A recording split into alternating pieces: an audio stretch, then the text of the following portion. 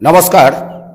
গ্রামীণ কৃষি শিল্প সমাচার পেজে যেমন আপনারা বরাবরই চোখ রাখেন, আজকে দেখতে থাকুন আজকের বিশেষ প্রতিবেদন। মথুরাপুর সাংগঠনিক জেলার সম্পাদক কৌশিক দাস আজকে আমাদের মুখোমুখি হয়েছেন। নমস্কার কৌশিকবাবু। ভারতীয় জনতা পার্টির যেহেতু আপনি দায়িত্ব রয়েছেন, দীর্ঘ বছর ধরে আপনি রাজনীতি করে আসছেন এবং সেক্ষেত্রে দেখা গেছে যে রাজনীতি একটা কেরিয়ার আপনার। এক সময় আপনি বিধায়ক পদে কাকদ্বীপের প্রার্থী হিসাবে দাঁড়িয়েছিলেন, দীর্ঘ লড়াই করেছেন, তৎকালীন সরকারের যে সমস্ত যারা ছিলেন সেই সময় তাদের মোকাবেলা করেছেন। তো আজকের দিনে যেখানে আপনাদের বর্তমান সরকার অর্থাৎ ভারতীয় জনতা পার্টি রাজ্যে সরকার এসছেন এবং আপনাদের মুখ্যমন্ত্রী পরিষ্কার বলেছেন যে জিরো ট্যালেন্স থাকবে, কোনো দুর্নীতির সঙ্গে আপোষ নয়, আইনের শাসন হবে, সেক্ষেত্রে আপনার বিধানসভা কাকদ্বীপ বিধানসভা, সাগর বিধানসভা, পাথরপ্রতিমা বিধানসভা, এই যে মহকুমার যে তিনটে বিধানসভা, এখনো পর্যন্ত এত কি দুর্নীতি কি কোনো কিছু ধরা পড়ছে না? কি বলবেন আপনি? দেখুন, দুর্নীতি অনেক হয়েছে, এটা নিয়ে বিন্দুমাত্র সন্দেহ আমাদের কারণ নেই। তৃণমূলের আমলে যে দুর্নীতি হয়েছে, আকাশ বাতাস পাতাল মর্তে সব জায়গাতে তারা দুর্নীতি করেছে।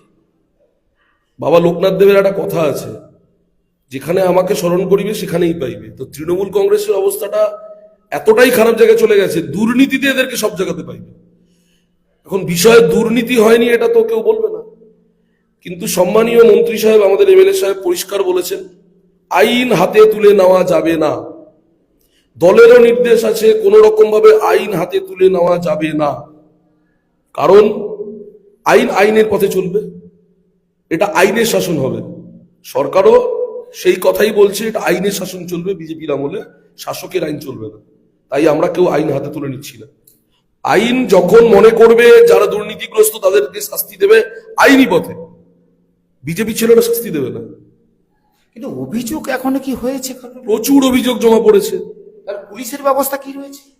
আইন আইনের পথে চলবে, বারবার বলছি। আইন যে পদ্ধতিতে চলবে, তারা যেভাবে দোষী সাব্যস্ত হবে, কিছুদিন পর থেকে শুরু হবে, গারদের পিছনে থাকবে, মিলিয়ে নেবেন। না, ইতিমধ্যে পশ্চিমবাংলার আমরা বিভিন্ন জায়গায় সোশ্যাল মাধ্যম, সংবাদ মাধ্যম বিভিন্ন জায়গায় দেখছি, এবং যেগুলো পৌরসভা রয়েছে সেখানে কাউন্সিলর থেকে শুরু করে একাধিক সমস্ত রাজনৈতিক নেতারা যারা দায়িত্বে ছিলেন তারা কিন্তু বিভিন্ন গারদে অর্থাৎ জেলখানায় পৌঁছে যাচ্ছেন।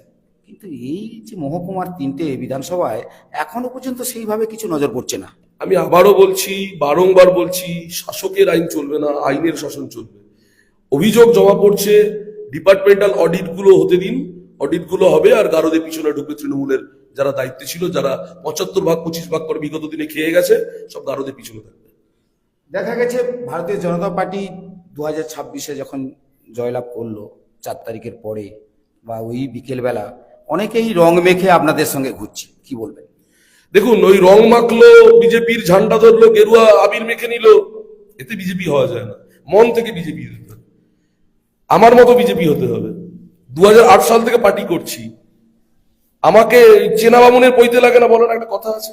আমার চেনা বামুন আমার পৈতে লাগবে না, আমাকে সেজে ঘুরতে হবে না, আমাকে ঝান্ডা ধরে ঘুরতে হবে না, আমাকে উত্তরীয় পরে ঘুরতে হবে না, আবির মেখে ঘুরতে হবে না। আমার মতো বিজেপি হতে হবে, মানেটা পরিষ্কার। কঠিন পরিস্থিতি যেহেতু আমি এটাও বলছি না যে আমার পরে থেকে যারা বিজেপিটা করছে তারা নয়, কঠিন পরিস্থিতিতে যারা ঝান্ডা ধরেছিল, বিগত দিনে 21 সালের পরে যারা মার খেয়েছে, ঘর ছাড়া থেকেছে, বিগত দিনে কেস খেয়েছে, তৃণমূলের দ্বারা অত্যাচারিত হয়েছে, তারাই বিজেপি। 4 তারিখের পরে যারা আবির মেঘে ঘুরছে তারা বিজেপি নয়। দলও তাদেরকে প্রায়োরিটি দেয় না। দল স্ট্রিক্ট বলেছে কোন তৃণমূল নেতা দলে জয়েন হবে না, তৃণমূলীকরণ হবে না বিজেপিতে, এটা পরিষ্কার দলের নির্দেশ আছে। আগামী দিনে যদি সমাজ সংস্কার করতে হয়, আপনাদের যে ভূমিকা আপনি যা বলছেন তাতে যদি এইভাবে চলে তো সমাজের যে সব দুর্নীতি মুক্ত হতে পারে, সমাজ সুশৃঙ্খল হতে পারে, এগুলো তো হতে পারে। বিজেপির এজেন্ডাই হচ্ছে সুশৃঙ্খল সমাজ, ঐতিহাসিক রাজনৈতিক জীবন এবং শক্তপোক্ত পরিকাঠামোযুক্ত প্রশাসন, যেটা মানুষের হিতে লাগবে, মানুষের পক্ষে কাজ করবে, সমাজকে গঠন করবে, সমাজকে ভাঙবে না, সমাজকে শেষ করবে না, পরিকাঠামো দিক থেকে উন্নতি লাভ করবে, জনগণের পাশে দাঁড়াবে সরকার, সেই রকম সরকার দরকার। বিজেপি সেই এজেন্ডা নিয়েই চলছে। প্রশাসনের ভূমিকা সবে মাত্র 2.5 মাস, সরকারকে দম ফেলতে দিন। একের পর এক প্রকল্প ঘোষণা করছে। অন্নপূর্ণা যোজনা 3,000 টাকা করে দিয়েছে। লক্ষ্মীর ভান্ডার পেতে 500 টাকা পেতে 6 মাস লাগিয়ে দিয়েছিল মমতা ব্যানার্জি দিতে। আমরা 2.5 মাসে 1.5 কোটির কাছাকাছি অন্নপূর্ণা ভান্ডার দিয়ে দিয়েছি 3,000 টাকা করে। যেগুলো সাবজুডিস বা এনকোয়ারি দেখাচ্ছে আগামী দিনে সেগুলো সিস্টেমেটিক প্রবলেম রয়েছে, আগামী দিনে ঠিকঠাক হয়ে যাবে। এরকম বহু প্রকল্প আসছে। আয়ুষ্মান ভারত প্রকল্পের কাজ চলছে। আয়ুষ্মান ভারতের প্রকল্পের কাজ বহু বছরের সেন্ট্রাল গভর্নমেন্টের প্রকল্প, কিন্তু মমতা ব্যানার্জি বাংলার মানুষকে এটা থেকে বঞ্চিত রেখেছিল বিগত 15 বছর ধরে। তো মানুষকে চিন্তা করতে হবে যে বিজেপিকে তারা এনেছে, তাদেরকে একটু সময় দিতে হবে। এই সরকার, পশ্চিমবঙ্গের বর্তমান বিজেপি সরকার, মানুষের পাশেই আছে, সাথেই আছে। এক সময় দেখা গেছে যখন 2026-এ বিধানসভার ভোট হচ্ছে, সেই সময় আপনাদের বক্তব্য ছিল সংকল্প যাত্রা এবং বাড়ি বাড়ি জনসংযোগও করেছেন। এখন কি আপনাদের জনসংযোগ চলছে? একদমই চলছে। আমরা যত জনসংযোগ করব, যত বাড়ি বাড়ি যাব, তবেই মানুষের কাছে যেতে পারবো, তবেই মানুষের মন পাবো। আমরা ক্ষমতার জন্য আসিনি, আমরা মানুষের হৃদয় জয় করতে এসেছি। নরেন্দ্র মোদীজি মানুষের হৃদয়ের আঙিনায় রয়েছে।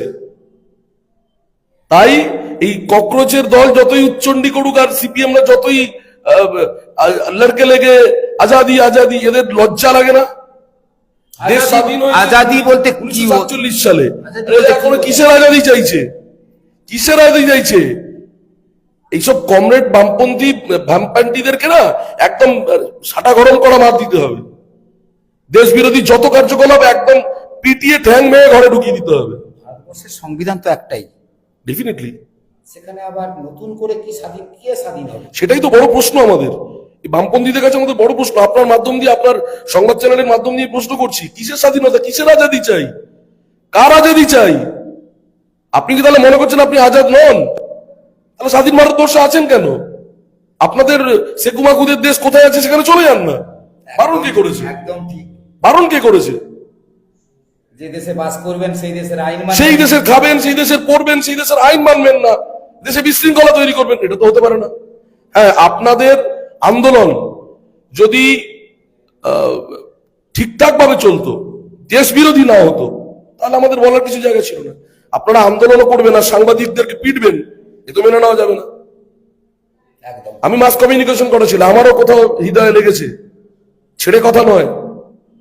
কাকদ্বীপের বুকে করে দেখা 4 বাটাম রেডি আছে, চিন্তা নেই। যারা জাতীয়তাবাদী লোক তারা 4 বাটাম রেডি করে রেখেছে, চিন্তার কিছু কারণ নেই। সময় মতো দেখতে পাবেন, করে দেখা। আইনের শাসন তাহলে চলছে, আইনের শাসনই চলবে, শাসকের আইন চলবে না।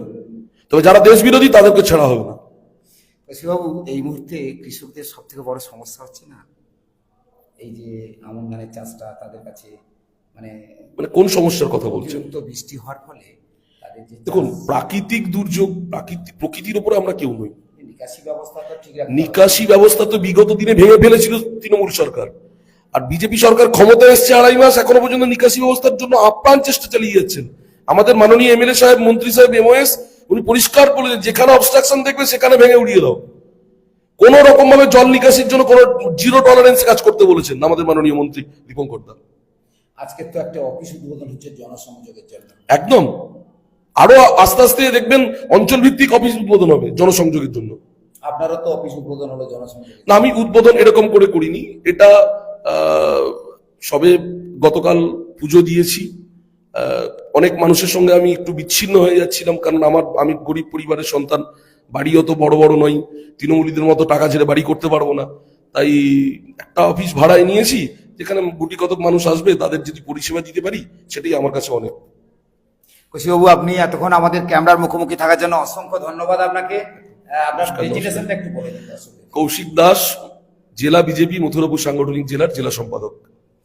এতক্ষণ আপনারা দেখলেন কৌশিকবাবু কিন্তু একদম সঠিক কথা বলেছেন, যেটা সরকার চাইছে।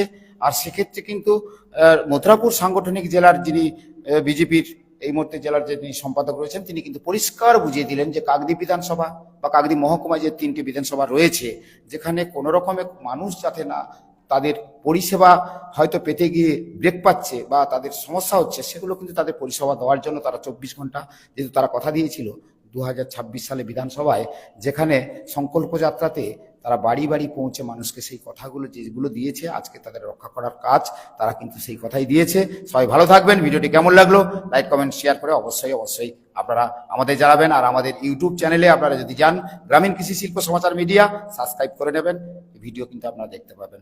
সবাই ভালো থাকবেন।